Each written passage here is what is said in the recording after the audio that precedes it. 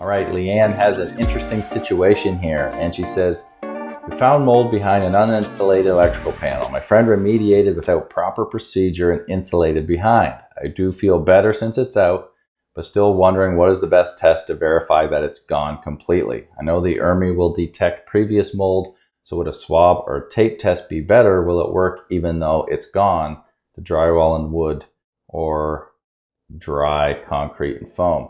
All right, so this happens a lot. In fact, I was just dropping off a homeopathic remedy to a person yesterday, and while I was there, he wants me to take a look at his basement.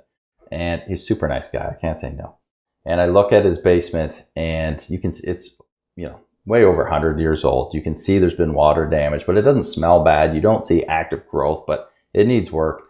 And he told me that he had a friend that was going to come and insulate it all for $3,000. And it was clear that this person wasn't going to clean anything first.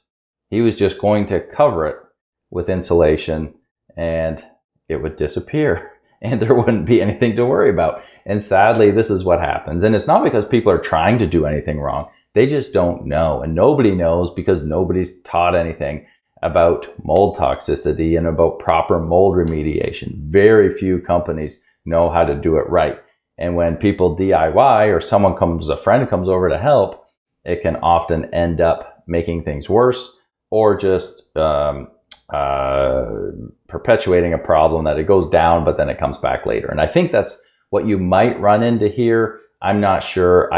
You said they remediated, but you do feel better since it's out, even though they didn't do it right. So number one, I'm glad you feel better because what did they do? They at least lowered the toxic level of the home if you feel better. Sometimes if something's cut out, like a wall's open that's full of mold and someone tries to help, a friend comes over, tries to help, it can release, open Pandora's box and everything comes out and it makes it worse. But if this was already a somewhat open area and they remove the problem and you feel better, that's a win.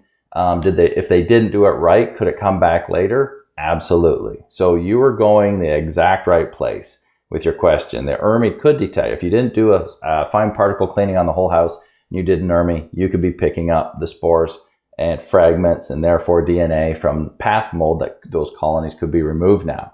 So it would be doing a swab. I have some swabs from Immunolytics sitting down there. I should have grabbed them.